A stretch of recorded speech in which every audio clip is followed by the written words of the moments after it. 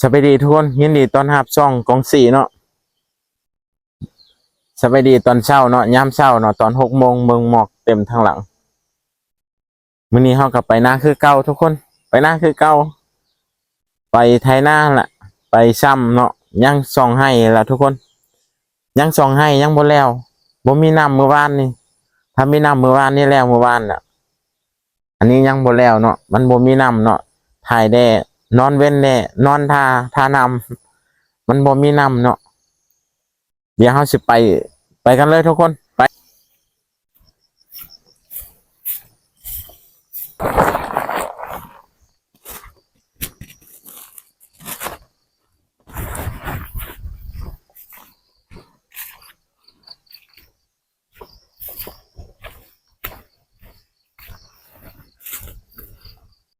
ทุกคนเมื่อกี้เฮ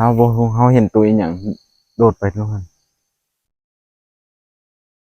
บ่แม่นตัวกระหอกมันโดดไปทั้งหมดโดดลงหันเมื่อกี้บักแห้งเลยตัวใหญ่เลยโอ้จนตื่นเลย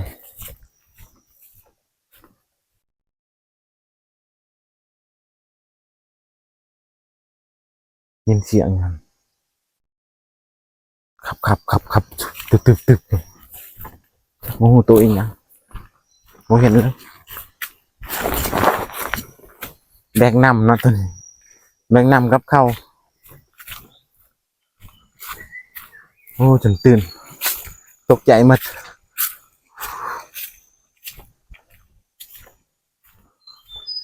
แถวนี้มีกระหอกเลยมีกระหอกหลายเลย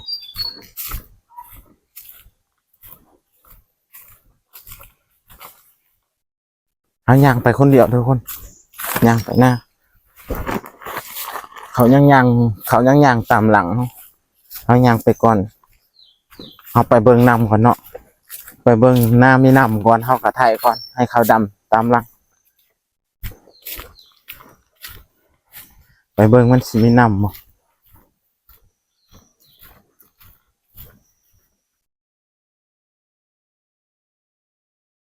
ตุกกระหอกทุกคนนี่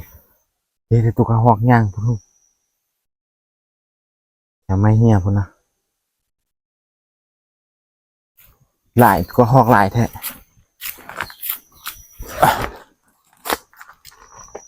กระหอกหลายเลยทุกคนแถวนี้มีแต่ไม้เหี้ยมัดป่าไม้เหี้ยมันบ่มีคนเนาะมันมีกระหอกหลาย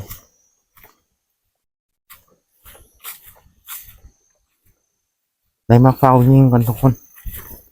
ฟังยิงให้ทุกคนเบิ่งเนาะเฮ็ดคลิปให้ทุกคนเบิ่ง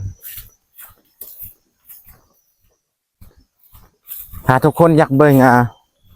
ทุกคนอยากเบิ่งให้เฮาไปถ่ายคลิปกระหอกเนาะไปเฮ็ดแถวป่าบ่ไปยิงกระหอกคอมเมนต์มาทุกคนคอมเมนต์มาบอกไปเฮ็ดเดี๋ยวเฮาสิไปเฮ็ดให้เบิ่งเนาะทุกคนเนาะไปถ่ายคลิปให้ทุกคนเบิ่งฮะกระหอกหลายแถวนี้นะแล้วเวียกเฮาสิไปให้ทุกคนเฮ็ดให้ทุกคนเบิ่งนี่แหละไถนาแล้วนี่แหละตอนนี้ยังคาเวียกหลายเนาะไถนาก็มีแต่สองคนไถเนาะพ่อก็บ่ได้ไปไถเนาะพ่ออยู่เฮือนเบิ่งควายเบิ่งแบะเนาะอย่างควายเลี้ยงแบะนี่แหละ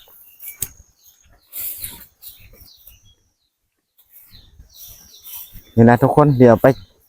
เจอกันอยู่หน้าเนาะแถวนี้หน้าเขาเนาะหน้าเขายังบ่มีน้ำแถวนี้แหละหน้าแห้งเมื่อเทินนี่นะทุกคนฮอดหน้าเขาแล้วคนรถไถอยู่คนเดี๋ยวจะไปเบิ่งว่ามีน้ำบ่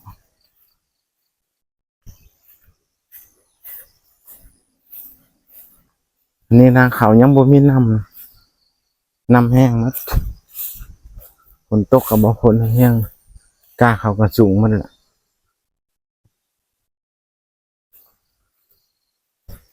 เมื่อวานเขาไถแล้วเขาดำตามหลังเนาะแม่กับน้องดำตามหลังเนาะ4-5 คนนั่นแหละสิแล้วมื้อนี้นะทุกคนแล้วมื้อนี้เขาก็เอารถไถเมื่อมีน้ำละน้ำเต็มแล้ว เต็มหมดทุกให้ละยังไป2ให้นี่ล่ะ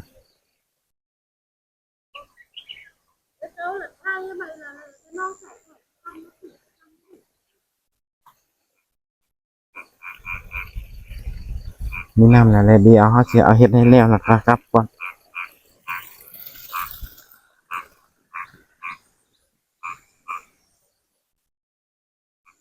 รถไถกระบะแนวนี้เลยเนาะบ่มีคนเฝ้านอนบ่มีคนนอนเฝ้าเลย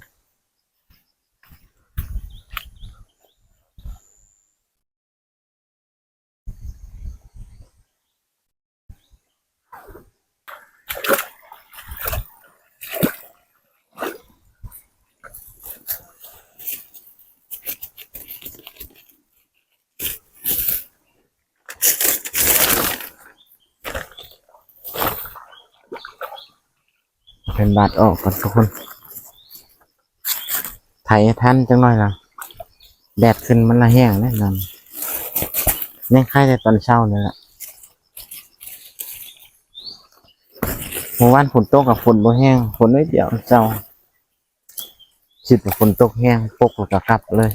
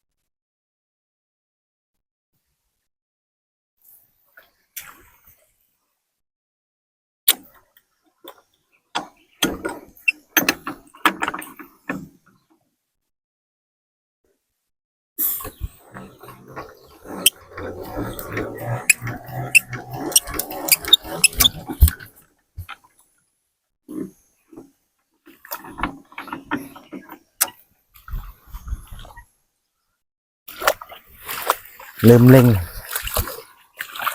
บ่เร่งมันก็บ่ขึ้นเนาะ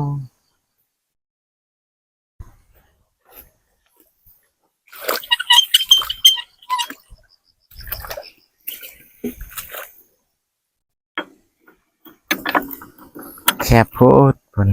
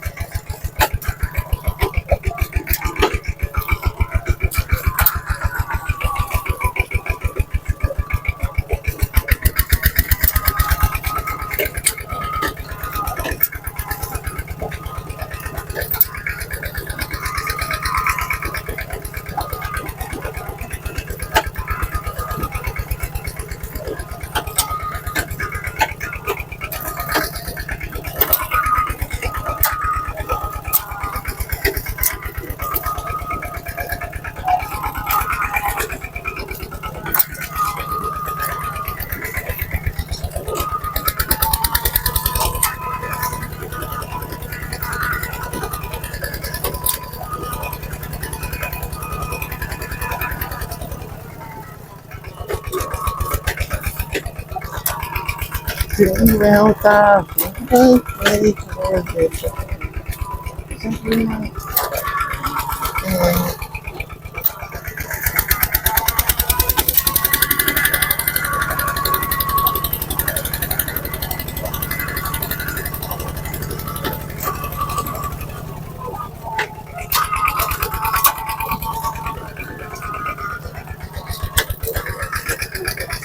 ตอนนี้เขาก็ไทยคาดแล้วแล้วเนาะทุกคนเนาะให้ตัวหันคาดแล้วล่ะแล้วก็เปลี่ยนให้น้องเคยไทยอยู่นี่แหละให้เด็กน้อยดำตามหลังคือสิแล้วตอนเช้านี่นะทุกคนนี่แหละทุกคนอันนี้ก็สิแล้วแล้วคาดตัวนี้แล้วก็แล้วแล้วเขาสิเอารถไถเมื่อ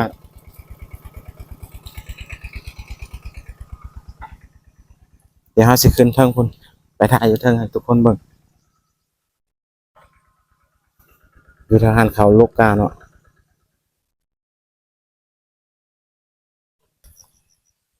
เบื้องนี้เขาดำแล้วนะยังเบื้องนี้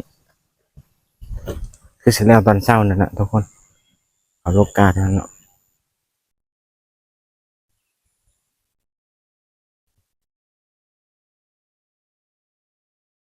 จุดหนึ่งลูกกาจุดหนึ่งดำเนาะแล้วตอนเช้านี่แหละเดี๋ยวเขาสิไปคาดหน้าก่อนทุกคนไปนั่นแหละทุกคนให้ตัวทั้งหลังมันแล้วล่ะให้เล็กน้อยดำอยู่ข้างหลังเดี๋ยวเขาสิเอารถไถเมื่อก่อนทุกคนเขาสิปิดคลิปก่อนทุกคนฝากทุกคนกดไลค์กดแชร์เด้อกดติดตามเนี่ยให้เป็นกำลังใจให้คลิปต่อๆไปเนาะฝากทุกคนไปเบิ่งคลิปต่อๆไปเด้อบ๊ายบาย